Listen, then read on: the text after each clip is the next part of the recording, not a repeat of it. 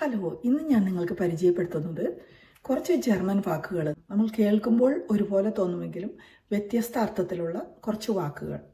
ആദ്യമായിട്ട് റെസ്പെക്റ്റ്, ടീച്ചേഴ്സിനെ, മാതാപിതാക്കളെ ബഹുമാനിക്കുക എന്നുള്ള രീതിയിൽ നമ്മൾ റെസ്പെക്റ്റ് എന്നുള്ള വാക്ക് ഇംഗ്ലീഷിൽ നമ്മൾ ഉപയോഗിക്കാറുണ്ട്.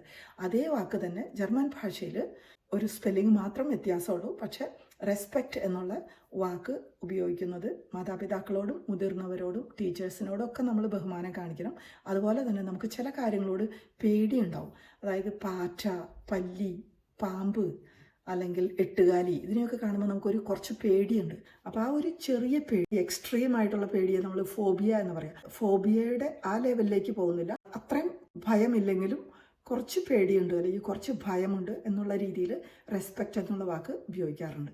മറ്റൊരു കൺഫ്യൂസിങ് വാക്കാണ് ടാബ്ലറ്റ്. ടാബ്ലറ്റ് ഗുളികയ്ക്ക് പറയുന്നത് ടാബ്ലറ്റ് അല്ലെങ്കിൽ ടാബ്ലറ്റൻ. ട്രേ എന്നുള്ള വാക്കിന് ടാബ്ലറ്റ് എന്നാണ് പറയുന്നത്. മറ്റൊരു വാക്കാണ് കൊട്ട്ലേറ്റ്. കൊട്ട്ലേറ്റ്, കൊട്ട്ലേറ്റൻ. കൊട്ട്ലേറ്റ് എന്ന് പറഞ്ഞു കഴിഞ്ഞാൽ ഇറച്ചി, അതിപ്പോൾ ആട്, ബീഫ്, എന്ത് വേണേലും ആവാം. എല്ലിനോട് ചേർന്നിട്ടുള്ള ഇറച്ചിയുടെ, അതായത് സ്റ്റേക്ക് പോലെയുള്ള പാചകം ചെയ്ത് കഴിക്കുന്നു, മാരിനേറ്റ് ചെയ്തിട്ട് അത് ഗ്രില്ല് ചെയ്യുന്നു, ബാർബിക്യൂ ചെയ്യുന്നു. ഇതിനാണ് കൊട്ട്ലേറ്റ് എന്ന് പറയുന്നത്. എന്നാൽ കൊട്ട്ലേറ്റ് എന്നുള്ള വാക്കിൻ്റെ അർത്ഥം ചെവിയുടെ താഴെ അല്ലെങ്കിൽ താടിയുടെ മുഖത്തിൻ്റെ രണ്ട് വശങ്ങളിലുമായിട്ടുള്ള ഹെയർ ഗ്രോത്തിനാണ് കൊട്ട്ലേറ്റ് എന്ന് പറയുന്നത്. അത് നമ്മളിങ്ങനെ മീശയുടെ എക്സ്റ്റൻഷനായിട്ട് താടി വളർത്തുന്ന ചില ആളുകളുണ്ട്. അപ്പോൾ അതിന് പറയുന്നത് കൊട്ട്ലേറ്റൻ എന്നാണ് പറയുന്നത്. അടുത്ത വാക്കാണ് ഫോഡൺ അല്ലെങ്കിൽ ഫേർഡൺ. ഫോഡൺ അല്ലെങ്കിൽ ഫോഡറും എന്ന് പറഞ്ഞാൽ നമ്മൾ എന്തെങ്കിലും കാര്യങ്ങൾ ആവശ്യപ്പെടുക അല്ലെങ്കിൽ ഡിമാൻഡ് ചെയ്യുക, ചോദിക്കുക, അതിനെയാണ് ഫോഡറും എന്ന് പറയുന്നത്.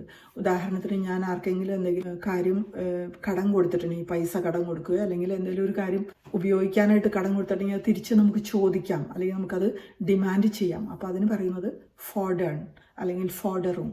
അപ്പോൾ ഫോഡറും എന്ന് പറഞ്ഞു കഴിഞ്ഞാൽ സാമ്പത്തികമായിട്ടുള്ള കാര്യങ്ങൾ വെച്ചിട്ടാണ് സാധാരണയായിട്ട് ഉപയോഗിക്കുന്നത്. ഉദാഹരണത്തിന് ഗവൺമെൻറ് ആളുകൾക്ക്, കൃഷിക്കാർക്ക് എന്തെങ്കിലും ഫൈനാൻഷ്യൽ അസിസ്റ്റൻസ്, സഹായം കൊടുക്കുന്നു കൃഷി ചെയ്യുന്നതിൻ്റെ കാര്യങ്ങൾക്ക് വേണ്ടിയിട്ട്, അല്ലെങ്കിൽ വീട് വാങ്ങാനായിട്ട് ഫാമിലികൾക്ക് സാമ്പത്തികമായി സഹായം ചെയ്യുക, പ്രൊമോട്ട് ചെയ്യുക എന്നുള്ള അർത്ഥത്തിലാണ് ഫേർഡൺ എന്ന് പറയുന്നത്. പ്രൊമോട്ട് ചെയ്യുന്നു എന്നുള്ള അർത്ഥത്തിൽ.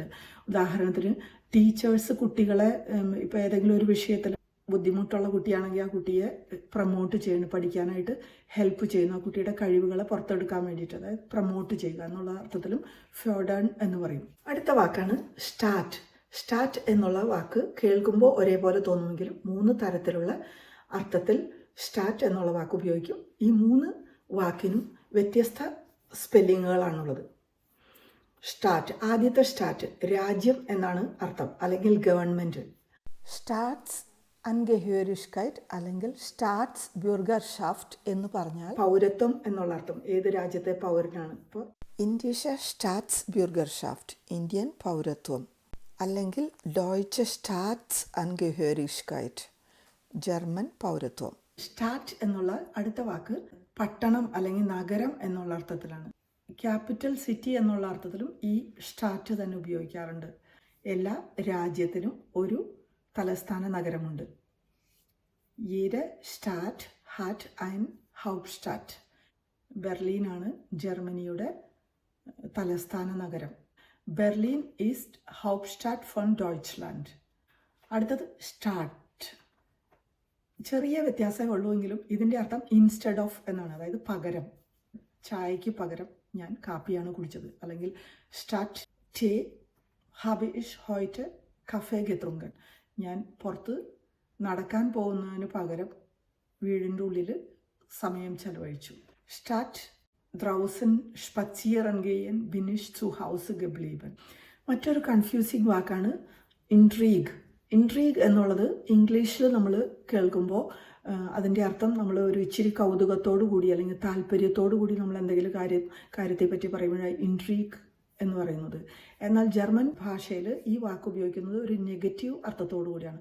അതായത് ഇൻട്രീഗ് എന്ന് പറഞ്ഞു കഴിഞ്ഞാൽ എന്തോ ഒരു ഗൂഢാലോചന അല്ലെങ്കിൽ എന്തോ ഒരു കള്ളത്തരം അല്ലെങ്കിൽ കുറച്ച് പുറകിൽ നിന്ന് പാര വയ്ക്കുന്ന പോലത്തെ എന്തോ ഒരു കള്ളത്തരം ഉണ്ട് എന്നുള്ള രീതിയിലാണ് ഇൻട്രീഗ് എന്നുള്ള വാക്ക് ഉപയോഗിക്കുന്നത്.